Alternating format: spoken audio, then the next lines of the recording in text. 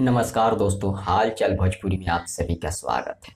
दोस्तों आपको बता दें, भोजपुरी के ट्रेंडिंग स्टार, हिट मशीन, दबंग स्टार, सुपर स्टार, जी हाँ आप जो भी बोल लीजिए, भोजपुरी के ट्रेंडिंग स्टार खेसारी लाल यादव इस समय अपने नई फिल्म का शूटिंग कर रहे हैं हैदराबाद में काफ़ी ज़ोर शोर से।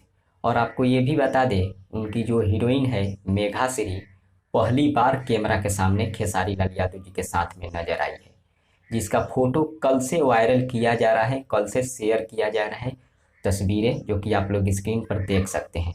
यही है तमिलनाडु के मशहूर एक्ट्रेस, तमिल फिल्मों के मेघा श्री जी, जो कि कल पहली बार इनका और खेसारी लाल यादव जी का साथ में शूटिंग हुआ, जो कि आप लोग स्क्रीन पर देख सकते हैं। पहली बार खेसारी लाल यादव जी के साथ में स्क्रीन शेयर की है मेघा श्री जी, और पहली बार कैमरा के सामने आई है। अब इसके बारे में आप सबका क्या राय है, कमेंट के जरिए हमें ज़रूर बताइए। तब तक मिलते हैं अगले वीडियो में अगले न्यूज के साथ। धन्यवाद।